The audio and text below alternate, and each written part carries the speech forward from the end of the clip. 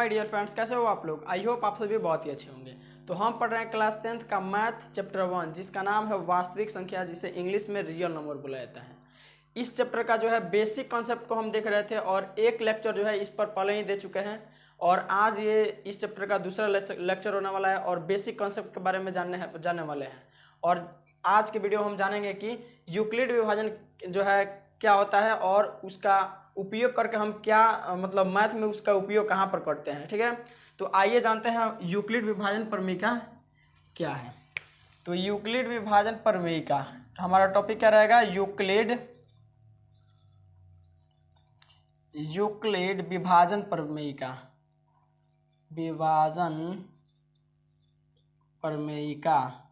Euclid विभाजन प्रमेयिका।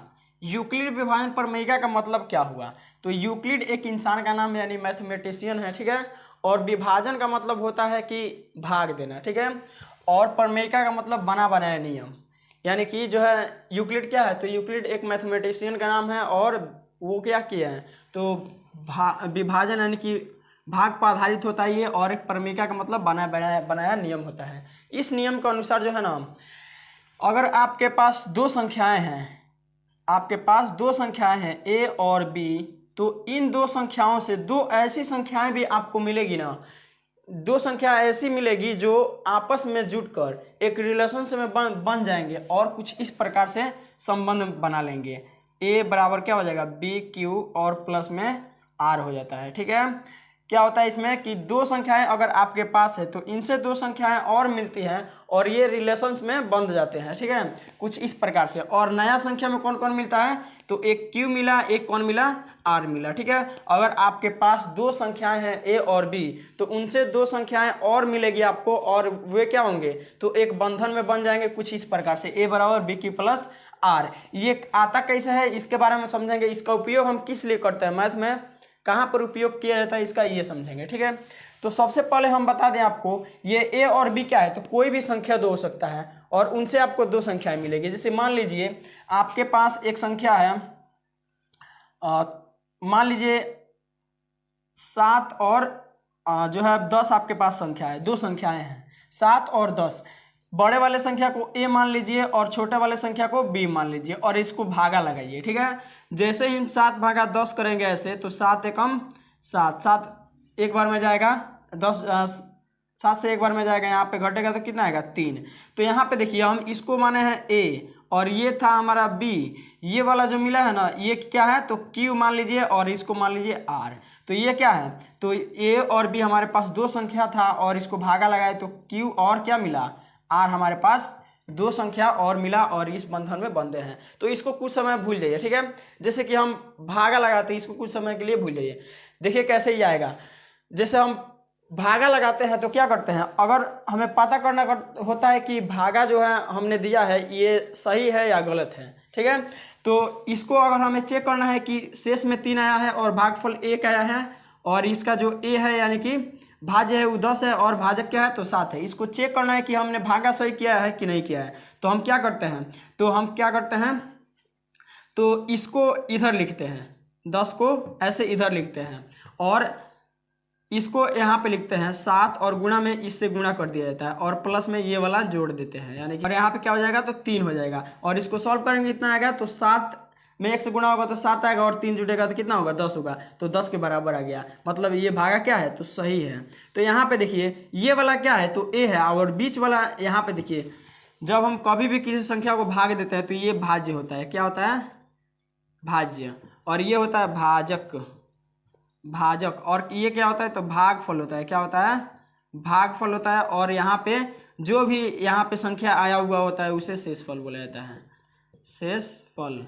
तो यहाँ पे देखिए हम पहले ही जानते हैं, इसको हम क्या बोल दिया है, a और ये इसको क्या बोले हैं, तो b, और इसको यहाँ पे जो आएगा उसे q और ये वाला शेष को r, इसको r। तो अगर इसको चेक करना होता है तो कैसे चेक करते हैं, तो पहले 10 को यानी बीच वाले को रखते हैं। तो बीच वाला क्या है, तो भाज्य है। क्या है, तो भाज्य बराबर, अब ये 7 क्या है इसमें, तो इसमें 7 क्या है, तो भाजक है। तो यहाँ पे क्या है, तो भाजक। ठीक है, तो भाजक, भाज्य बराबर क्या होता है, भाजक और गुणा में एक क्या है, तो एक यहाँ पे भागफल के स्थान पर है, यहाँ पे भागफल के स्थान पर क्या है, एक है, तो यहाँ पे भागफल और प्लस में क्या है, 3 क्या आया हुआ है, तो यहाँ पे शेष के स्थान पर क्या है, तो 3 है, तो यहाँ पे शेष हो जाता है, शेष। यानी कि ये फॉर्मूला निकल के आया हमारे पास, भाज्य बराबर भाज्य गुने भागफल प्लस शेष, जो कि हम पहले ही पढ़ चुके हैं। और यही क्या होता है, अगर इस पे हम बैठाने जाएं, भाज्य क्या है, तो ए हम संख्या माने थे, और बराबर ए बराबर क्या हो जाएगा, तो भाजक क्या है, तो बी और गुणा यहाँ पे क्या देखिए, भागफल क्या है, तो क्यू है, बी क्यू, और प्लस में क्या है, शेषफल को आर से दिखाएंगे। तो यही वाला तो हमें पढ़ना था, यही वाला तो लाना था, क्या आया, ए बराबर बी क्यू प्लस आर, जो कि होता है यूक्लिड विभाजन प्रमेय का, ए बराबर बी क्यू प्लस आर, जो कि होता है यूक्लिड विभाजन प्रमेय का। आप इसको याद रखेंगे, भाज्य बराबर भाज्य गुणे भागफल प्लस शेष, तो आपको ये मिल जाएगा ए बराबर बी क्यू प्लस आर। ठीक है, तो यही होता है यूक्लिड विभाजन प्रमेय का। आखिर इसका उपयोग हम कहाँ पर करते हैं, तो इसका उपयोग जो है ना HCF यानी कि महत्तम समवर्तक निकालने के लिए किया जाता है। कहाँ पर,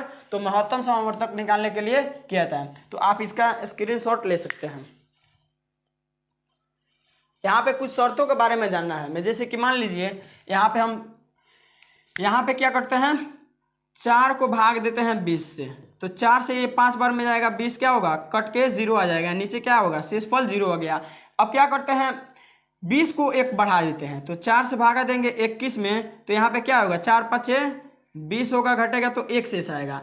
एक और 21 में एक और जोड़िए, तो कितना हो जाएगा, 4 भागा 22 हो जाएगा, तो 4 5 कितना होगा, तो 20 होगा। ऐसे यहाँ पे शेष कितना आएगा, 2, यहाँ पे 0 था, यहाँ पे 1 था, यहाँ पे 2, 22 को 1 और बढ़ाइए, तो कितना हो जाएगा, 23 हो जाएगा। 23 में जब भागा देंगे 4 से, तो 4 5 20 बार में जाएगा, घटेगा तो 3 आएगा।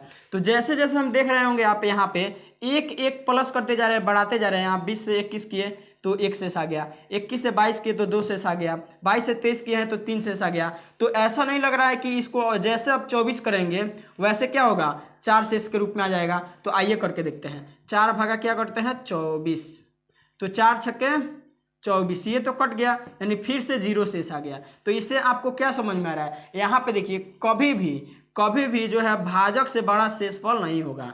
1 हो सकता है, 0 हो सकता है, 1 हो सकता है, 2 हो सकता है, 3 हो सकता है, लेकिन 4 से बड़ा, 4 से भाग दे रहे हैं तो 4 से बड़ा शेषफल कभी भी नहीं हो सकता है। ठीक है, शेषफल 0 हो सकता है लेकिन जो है भाजक से बड़ा नहीं होगा। तो यहाँ पे ध्यान रखिएगा कि जो बी होता है ना, ये छोटा होता है किससे, बड़ा होता है किससे, तो आर से। बी जो है बड़ा होता है आर से, इसका मतलब क्या हुआ, बी जो है बड़ा है आर से। ठीक है, तो कभी भी जो भाजक होता है, भाजक से कभी भी बड़ा शेषफल नहीं आता है, यानी शेषफल कभी भी भाजक से बड़ा नहीं होता है। तो यही एक जो है समझाना था यहाँ पे।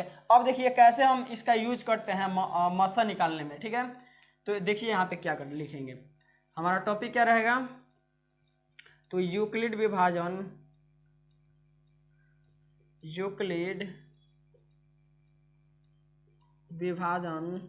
प्रमेयिका द्वारा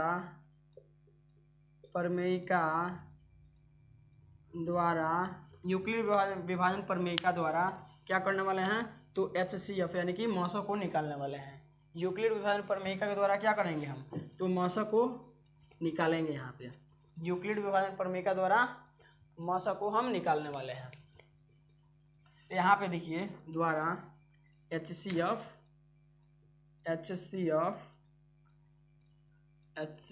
ज्ञात करें। ठीक है, यूक्लिड विभाजन प्रमेयिका के द्वारा हम यूज करके कैसे हम HCF को निकाल सकते हैं ये जानने वाले हैं। तो हमारे पास मान लीजिए कोई संख्या है, जैसे कि 20 है और 40 है, 2 संख्याएं हैं। तो इसमें क्या करना होगा ना, हमें मानना होगा, इसको मान लेते हैं A और इसको मान लेते हैं B। इसको मान लिए A, बड़े वाले को हमेशा एक A मानना है और छोटे वाले को B। अब इसमें कैसे बैठाएंगे, तो देखिए क्या करना होगा, हमें 20 से भागा देना होगा 40 में, 20 से भागा देना होगा 40 में, तो 20 से 2 बार में 40 कटेगा, ऐसे कट गया। तो यहाँ पे शेषफल कितना हो गया, तो 0 हो गया। शेषफल कितना हो गया, तो 0 हो गया। तो जब जिस स्टेप में शेषफल 0 हो जाता है ना, तो उसी स्टेप का जो भाजक होता है वो हमारा HCF कहलाता है, यानी मौसा कहलाता है। जैसे 20 से 40 2 बार में कट गया है, तो इस स्टेप में 20 से 40 कट गया है। ठीक है, जहाँ पर भी भाजक से भाज्य कट जाता है उसका उस स्टेप का ही जो भाजक होता है वो क्या होता है, हमारा मौसा होता है। तो ये 20 से कट गया है, ऐसे भागा देना है आपको, ठीक है। 20 से कट गया 40 दो बार में, तो 20 क्या हो जाएगा, यहाँ पे मौसा होगा। तो लिखेंगे कैसे, तो लिखेंगे ए बराबर ए के स्थान पे क्या है, क्या होता है, यूक्लिड प्रमेय ए बराबर बी क्यू और प्लस में आर होता है, ठीक है।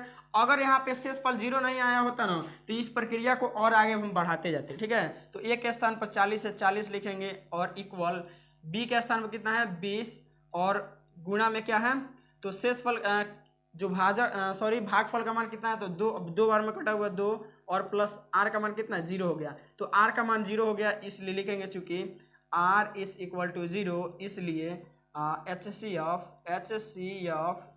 सी एफ कितना का, तो 20 और 40 का, आप 40 और 20 भी लिख सकते हैं, ठीक है। कितना हो जाएगा, तो जिससे कटा हुआ है यानी कि जिस स्टेप में कटेगा उसका भाजक जो होता है ना, वही वाला क्या हो जाता है, यानी बी का मान क्या हो जाता है, तो मौसा हो जाता है, यानी कि 40 और 20 का मौसा खुद 20 होगा, ठीक है। जैसे कि 20 और 40 न लेकर हम क्या करते हैं, एक संख्या को ले लेते हैं हम 20 और एक संख्या को ले लेते हैं 30, इसको हम सॉल्व करते हैं। तो सबसे पहले बड़े वाले को ए मानेंगे, माना कि यहाँ पे लिख देंगे, माना कि ए बराबर क्या हो गया, तो 30 हो गया, यहाँ पे ए बराबर 30 और बी बराबर 20 यानी कि 20। अब यहाँ पे लिखेंगे यूक्लिड विभाजन प्रमेयिका से, यूक्लिड विभाजन प्रमेयिका से यूक्लिड विभाजन प्रमेयिका क्या होता है, तो ए बराबर बी क्यू प्लस में क्या होता है, आर होता है। यहाँ पे क्या करना होगा, तो हम बता चुके हैं पहले कि भाग देंगे, हम इसमें क्या करेंगे, भाग देंगे, किस में, तो 20 में 30 से भाग देंगे, 20 से 30 में भाग देंगे, 20 एकम तो 20 होगा, घटेगा तो शेष 0 आया। तो यहाँ पे देखिए, यहाँ पे शेषफल 0 नहीं आया है, तो इसमें लिखेंगे, इस स्टेप के लिए लिखेंगे इसमें ए का मान क्या है, तो ए हम मान चुके हैं 30 को, तो 30 होगा और इक्वल बी क्या होगा, तो बी हो जाएगा 20 और गुणा में भागफल कितना है, तो 1 और प्लस में शेषफल कितना है, तो आर है। यहाँ पे 0 नहीं आया है शेषफल, जब तक 0 शेषफल नहीं आता है तब तक काम को ऐसे बढ़ाते चले जाते हैं। तो आगे क्या काम करेंगे, तो इस वाले शेषफल को भाजक बना देंगे और इस वाले भाजक को क्या करेंगे, तो भाज्य के रूप में ऐसे इस्तेमाल करेंगे हम, ठीक है। तो 10 से तो कितना बार में कटेगा, तो 2 बार में ये कट जा रहा है। तो इस स्टेप के लिए यहाँ पे क्या हुआ, शेषफल 0 आ गया। तो यहाँ पे इस स्टेप के लिए अगर देखा जाए तो भाजक और भाज्य और भागफल शेष क्या है, तो भाजक यानी एक स्थान पर ये वाला है 20, तो यहाँ पे लिखेंगे 20 इक्वल टू, यहाँ पे 10 भाजक है तो 10 और गुणा में भागफल कितना है, तो 2 और प्लस में शेषफल 0 आया हुआ है। तो यहाँ पे आ गया, यहाँ पे लिखेंगे आर नॉट ऑफ इक्वल 0, यहाँ पे लिखेंगे आर जो है इक्वल हो गया 0 का, इसलिए जो है यहाँ पे क्या करेंगे, लिखेंगे यहाँ पे इसलिए कितना का, तो एच सी ऑफ 30 और कॉमा 20 का कितना आ गया, तो बोले हैं जिस स्टेप में कटेगा उसका भाजक ही क्या होता है, यानी कि बी का मान क्या होता है, तो उसका मौसा होता है, यानी 10 हो जाएगा। इसका मौसा कितना हो गया, तो 10 हो गया। तो आई होप ये सभी आपको समझ में आया होगा। आइए एक और करके इसको रफ करेंगे और उसके बाद एक और अच्छे ढंग से जो है मौसा निकाल कर यूक्लिड विभाजन प्रमेयिका का प्रयोग करके हम दिखाते हैं। तो आप इसका स्क्रीनशॉट लीजिए।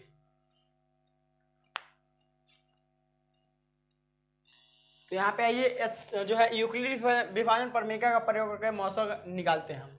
तो हमारे पास संख्या एक ले लेते हैं 28 को, एक ले लेते हैं 40 को यानी 40 को। तो सबसे पहले इसको सॉल्व करने के लिए लिखेंगे क्या, तो माना कि, क्या लिखेंगे, माना कि ए बराबर इसको मान लेंगे किसको, तो बड़े वाले संख्या को मानना है ए और बी मानेंगे हम छोटे वाले संख्या को 28, और यहाँ पे लिखेंगे